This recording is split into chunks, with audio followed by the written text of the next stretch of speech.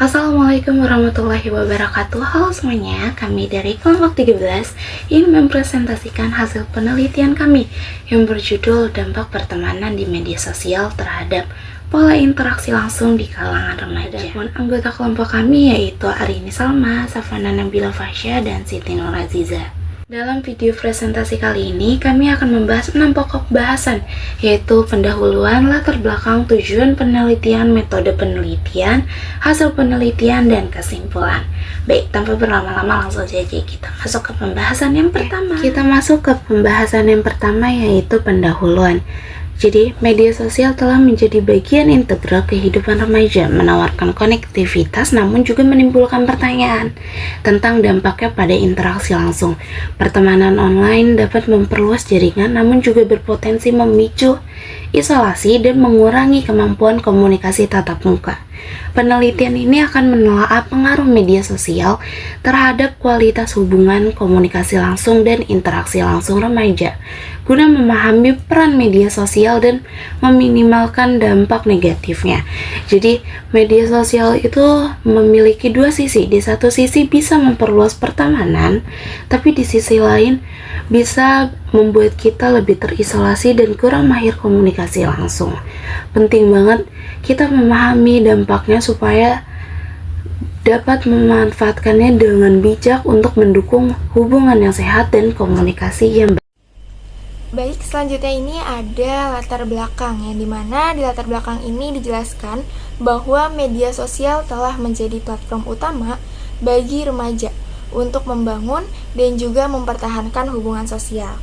Nah, interaksi di media sosial ini tuh memungkinkan komunikasi instan, berbagi pengalaman, dan juga memperluas jaringan pertemanan tanpa batasan geografis. Namun, semakin dominannya media sosial gitu ya dalam kehidupan sehari-hari, sehingga menimbulkan pertanyaan gitu tentang dampaknya terhadap kualitas interaksi tatap muka, seperti empati, kepercayaan, dan juga kemampuan komunikasi langsung. Nah, jadi media sosial tuh emang benar-benar luar biasa gitu ya dalam membantu remaja ini tuh berkomunikasi, berbagi pengalaman, dan juga memperluas pertemanannya tanpa batas gitu. Tapi ada hal penting gitu yang harus kita perhatikan, seperti apakah ini mempengaruhi kualitas interaksi langsung kita, misalnya seperti apakah empati, kepercayaan, ataupun kemampuan komunikasi tatap muka kita tuh jadi berkurang gitu. Nah, jadi hal-hal tersebut itu menjadi salah satu tantangan bagi kita semua untuk tetap menjaga keseimbangan antara dunia online dan juga dunia nyata. Berikutnya ada tujuan penelitian. Nah, kira-kira penelitian ini tuh bertujuan untuk apa sih? Oke, jadi yang pertama tujuannya yaitu mengidentifikasi dampak positif dan negatif pertemanan di media sosial terhadap interaksi langsung remaja. Kedua, menganalisis perubahan pola komunikasi tatap muka akibat intensitas penggunaan media sosial. Dan yang terakhir ada memberikan rekomendasi untuk meningkatkan keseimbangan antara interaksi virtual dan juga dunia nyata. Jadi dalam metode penelitian ini menggunakan pendekatan kuantitatif dengan data berupa survei dan analisis aktivitas media sosial. Nah, subjek penelitian ini adalah remaja aktif pengguna media sosial dengan tujuan mengungkap hubungan aktivitas online dan perilaku mereka. Nah, jadi penelitian ini tuh memakai pendekatan kuantitatif dengan mengandalkan survei dan analisis aktivitas media sosial.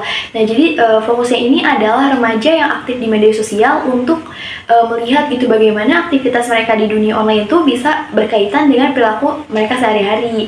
Nah, jadi itu dari sini kita akan memahami gitu lebih dalam tentang pengaruh media sosial terhadap kehidupan remaja ini gitu.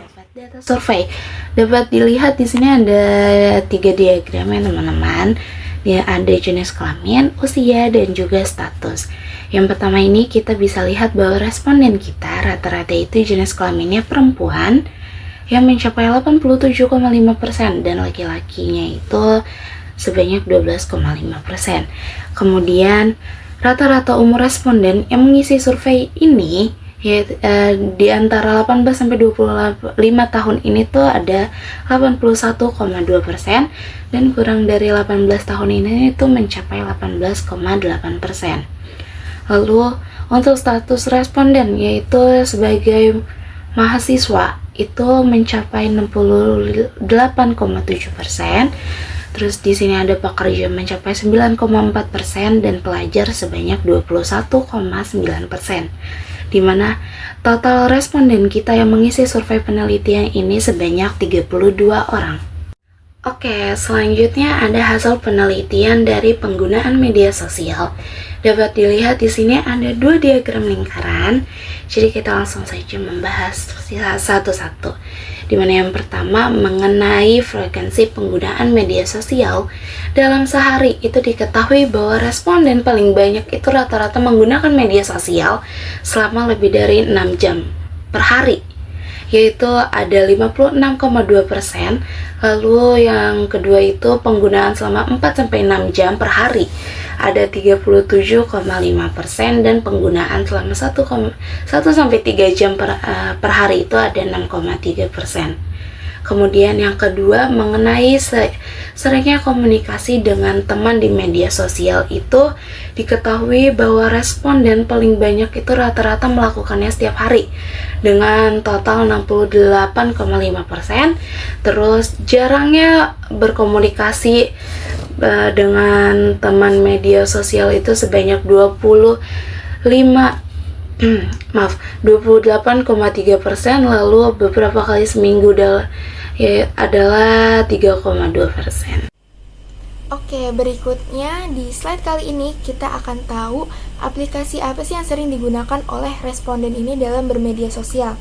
Jika kita lihat dari diagram batang yang ada gitu ya, dapat diketahui bahwa aplikasi TikTok ini dia banyak banget peminatnya, sebanyak 26 responden, lalu disusul oleh Instagram sebanyak 22 responden, kemudian ada pengguna WhatsApp sebanyak 20 responden, juga Twitter sebanyak 19 responden, dan terakhir itu ada Telegram sebanyak 8 responden.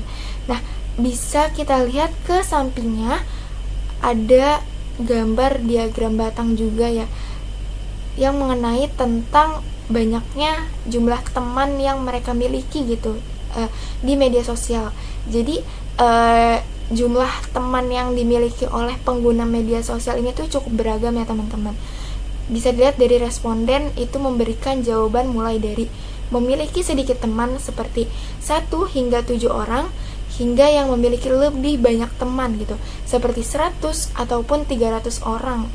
Ada juga beberapa responden yang menyatakan lumayan banyak ataupun tidak terlalu banyak gitu, yang mengindikasikan perbedaan persepsi individu terhadap jumlah teman di media sosial. Jadi hasil ini tuh menggambarkan keragaman dalam penggunaan media sosial dan hubungan sosial para responden.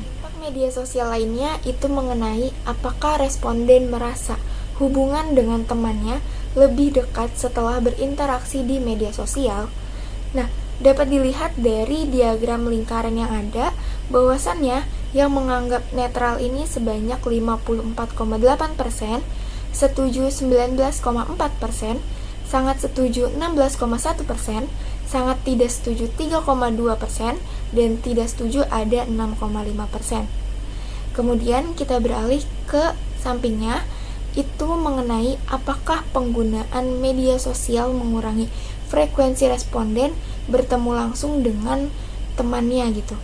Nah, dapat dilihat ya dari diagram lingkaran yang ada, bahwasannya dari beberapa responden itu mengaku tidak setuju gitu, yaitu sebanyak 43,8%, lalu netral 34,4%, setuju 15,6%, lalu sangat setuju dan sangat tidak setuju itu imbang ada di 3,1%. Nah, selanjutnya di sini ada dampak media sosial terhadap interaksi langsung dalam tingkat kenyamanan berbicara melalui media sosial daripada berbicara secara langsung.